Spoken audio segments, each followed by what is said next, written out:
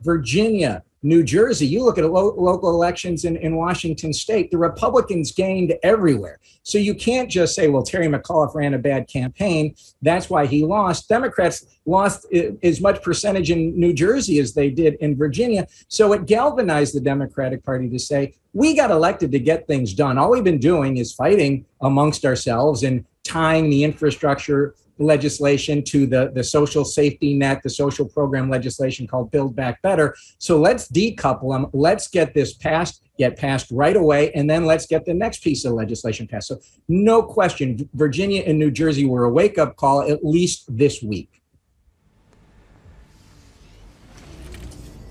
Steve, help us understand the translation for the average everyday American here, because to Hadley's point, and it's an important one, what we're seeing here is, at least according to NBC polling, that Americans are losing confidence in the president. Not only have we seen that loss of that bellwether race in Virginia, but also the botched Afghanistan exit. We also see the climate on oil and energy becoming increasingly lost. Inflation is becoming a mainstream issue as well. How important is this for Biden politically when it comes to actually winning the narrative and winning back the average everyday American?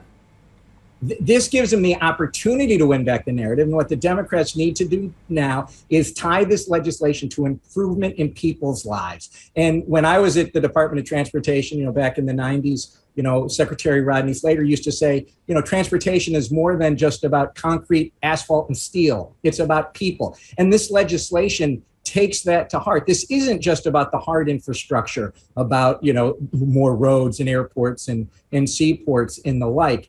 It's about resilience. It's about helping people overcome the impacts of climate change. It's about equity, putting more money into the type of mass transit that poor people use, that inner city is much more reliant on, to show that we can make their lives better. So what the Democrats have to do now is get out there and show how their being elected made people's lives better. And this is the job now of the entire cabinet. The Secretary Buttigieg is going to be out there.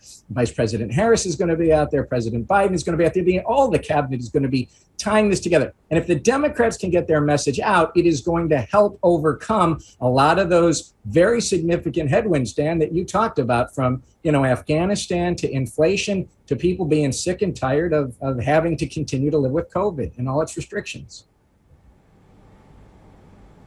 Yeah, absolutely. So, Steve, just on a final point here, when you put the politics aside, as a piece of domestic policy, how, efficient, how effective is this new legislation going to be in addressing America's infrastructure deficiencies? And do you see any direct economic translation as a result? Well, there should be more economic translation. I mean, anybody who's been in the United States knows how much the infrastructure is crumbling. Everybody knows, there was that running joke during the Trump administration that every week was infrastructure week, but nothing ever got done. Here you had Democrats and Republicans coming together to get significant legislation done to repair all of those crumbling bridges that we have in the United States, but also to bring broadband to more and more people, to do the type of infrastructure for electric vehicles so that you can have charging stations across the country. That's going to help a lot of the companies, Tesla, Ford, you name it, who's in the electric vehicle game. So there's so much good in this bill that is so overdue. And if the Democrats can show and tie how this makes people's lives better, not just about putting in new highways, but their everyday lives, from broadband to the climate, it's going to be a win for them. Maybe not enough to overcome the headwinds, but it's going to help when it comes to the midterms in 2022.